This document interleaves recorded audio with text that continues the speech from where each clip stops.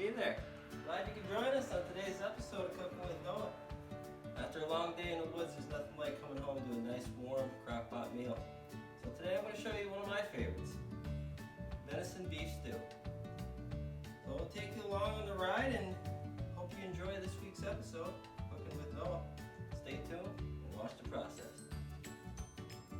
So what you're going to want to do is cube up your venison in roughly 1-inch cubes, like so. You don't want them too big, and you don't want them too small either. It's very important that you don't get them too small because you're not really going to taste it. You don't want them too big either because if they are too big, you're not going to enjoy the meal. You'll be chewing too much. So those 1-inch cubes, give or take a little bit, or what ideally you're looking to do.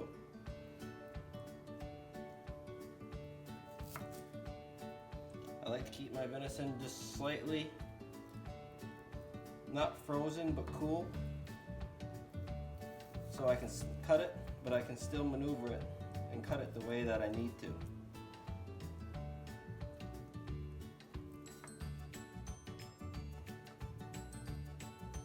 Now that you're on to your vegetables, I want to chop those up in the more bite-sized pieces.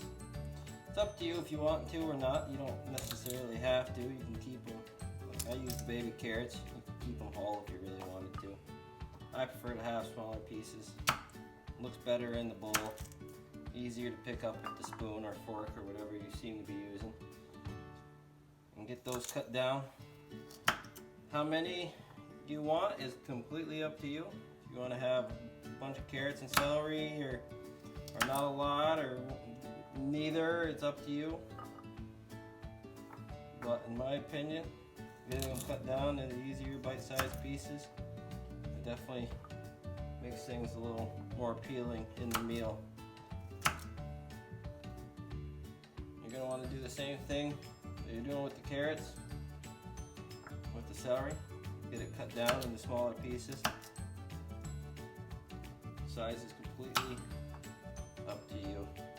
Vary it up if you'd like. Keep it the same. Doesn't matter.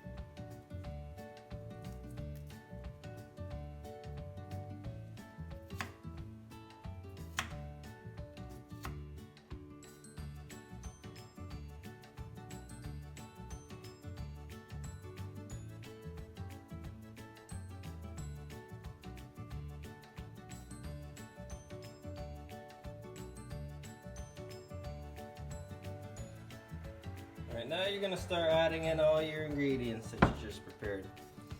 One big thing you want to do, depending on the size of your crock pot, you might have took out too much meat, you might not have enough meat, but you need to pay attention to what you're putting in.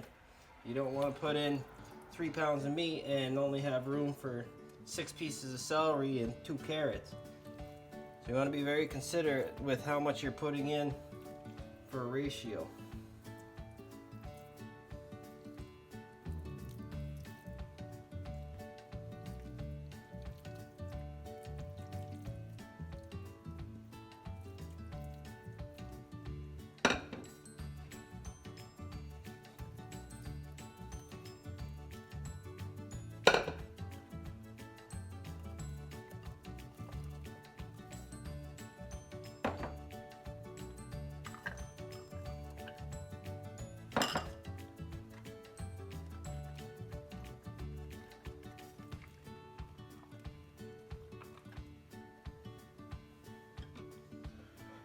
You can use water, beef broth, whatever you'd like as a liquid.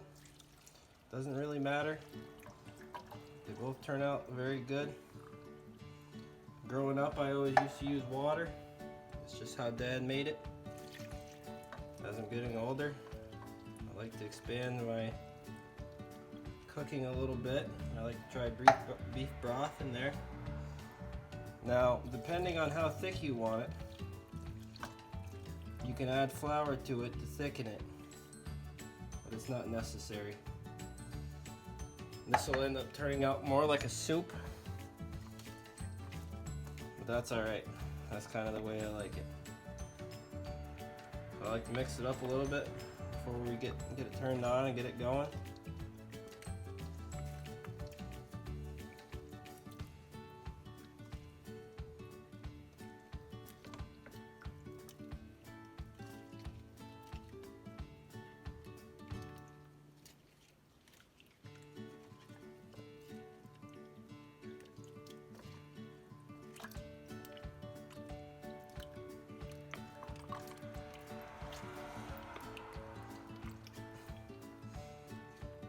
Now, depending on how fast you want this to be done, you can turn it on high and hopefully it's done in a couple hours, or turn it on low and let it sit overnight like I'm going to do. It doesn't really make too much of a difference. The longer you let it cook on low, the better the carrots and the potatoes are going to be. But you don't necessarily have to cook it overnight. You can let it go for a few hours.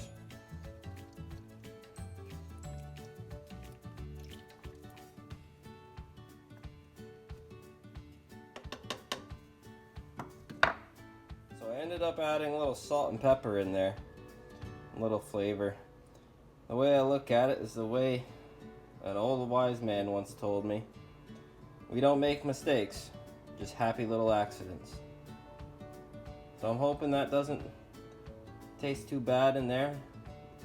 I'm looking at probably 8 hours to go, but I think it's going to turn out pretty good.